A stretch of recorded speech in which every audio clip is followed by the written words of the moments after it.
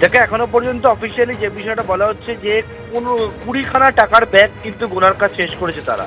অর্থাৎ 20টা টাকার টাকার ব্যাগ সেটা গোনার কাজ শেষ হয়েছে। এরকম আরো প্রচুর ব্যাগ টাকা সেটা কিন্তু রয়েছে বলে জানা যাচ্ছে। এবং তার অ্যামাউন্ট যেটা অনেকক্ষণ আগেই আমরা জেনেছিলাম প্রায় সূত্রের খবর 20 কোটি টাকার ওপর, এবং সেটা হচ্ছে 15টা যে 20টা ব্যাগ গোনার কাজ শেষ হয়েছে টাকা গোনার কাজ, তাতেই পাওয়া গেছে হচ্ছে 15,75,00,000 টাকা। এবার এছাড়া হচ্ছে আরো টাকা গোনার কাজ সেটা কিন্তু চলছে, এবং যেটা সূত্রের খবর 20 কোটি টাকার ওপরে ইতিমধ্যেই কিন্তু গোনার কাজ হয়েছে। এছাড়া 15 কেজি সোনা উদ্ধার হয়েছে, যার মধ্যে হচ্ছে 1 কেজি করে সোনার বার রয়েছে 14টা, এছাড়া 100 গ্রাম করে 10টি সোনার বিস্কিট রয়েছে। অর্থাৎ তাই সোনার হিসাব করলে সোনার বাজার মূল্য যা সেটা হচ্ছে 15 কেজি সোনা প্রায় 22 কোটি টাকা দাম।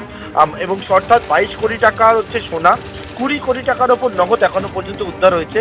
20টা টাকা ভর্তি যে ব্যাগ ছিল, বড় বড় যে ব্যাগ, সেই টাকার ব্যাগ সেটা কিন্তু গোনার কাজ হয়েছে। আরও এরকম প্রচুর টাকার ব্যাগ রয়েছে, সেই টাকাগুলো কিন্তু গোনার কাজ সেটা কিন্তু চলছে এবং চলবে। এবং পরবর্তীকালে যে বিষয়টা বলা হচ্ছে যে আরও লোক সংখ্যা বাড়িয়ে সেই টাকা গোনার কাজ সেটা কিন্তু করা হবে।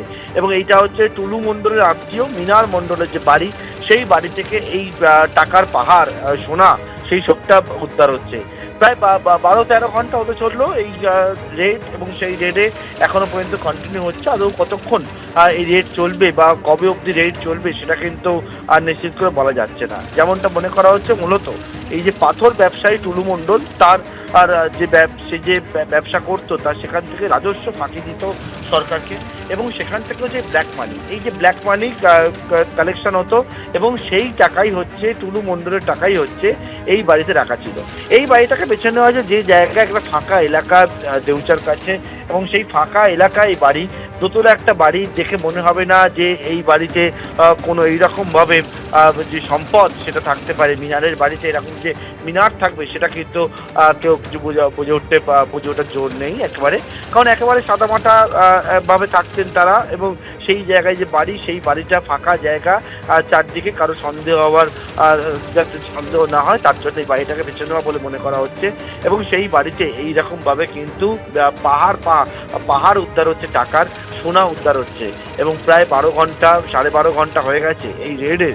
দুবরা যে জায়গায় রেড চলছে মোহাম্মদবাজার থানা পুলিশের, সেই রেড কিন্তু এখনো কন্টিনিউ হচ্ছে, এবং টাকা গোনার কাজ সেটা চলছে। 20 ব্যাগ টাকা ইতিমধ্যেই গোনার কাজ শেষ হয়েছে, আরো এরকম ব্যাগ টাকা সেটা রয়েছে, এবং সেটাও কিন্তু গোনার কাজ চলছে। পার্থ, তুমি আমাদের সঙ্গে থাকো।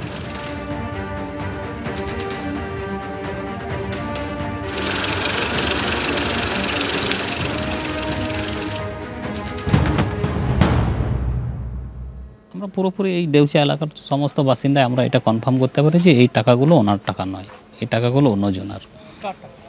এগুলো টাকা আমরা সবাই অনুমান করছি যে পাথর ব্যবসায়ী টুলু মণ্ডলের টাকা।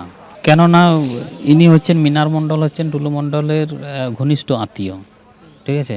প্লাস আপনার এই দেউচাতে এইখানে একটা বাইপাসে একটা রোড হয়েছিল, সেই রোড থেকে অনেক টাকা কালেকশন করা হয়েছিল কিন্তু এই মানে টিএমসি সরকারি চলাকালীন কিন্তু। আর টুলু মণ্ডলের উনি ম্যানেজার ছিলেন ডিসিআর গেটের, রায়পুর ডিসিআর গেটের ম্যানেজার ছিলেন। হ্যাঁ, একদিকে আপনারা দেখলেন যে বিপুল পরিমাণ টাকা এবং সোনা যেখানে উদ্ধার হয়েছে মিনার মণ্ডল, টুলু মণ্ডলের ঘনিষ্ঠ ব্যবসায়ী মিনার মণ্ডল, তার বাড়িতে এই মুহূর্তে পুলিশ তল্লাশি চালাচ্ছে। আর অন্যদিকে পুলিশের এই অভিযানের প্রশংসা করে পোস্ট করেছেন মুখ্যমন্ত্রী শুভেন্দু অধিকারী। তিনি বলছেন, বালি মাফিয়ার বিরুদ্ধে অভিযানে প্রশংসনীয় কাজ পুলিশ প্রশাসনের। বিশেষ সূত্রে খবর পেয়ে মোহাম্মদবাজারে তল্লাশি চালায় পুলিশ। বালি মাফিয়া টুলু মণ্ডল ওরফে মোহাম্মদ নাজিব উদ্দিনের ডেরায় অভিযানে বিপুল টাকা ও সোনা উদ্ধার। অবৈধ সম্পত্তির উদ্ধার অভিযান নিয়ে ডিজিপি এসপির প্রশংসায় মুখ্যমন্ত্রী শুভেন্দু অধিকারী।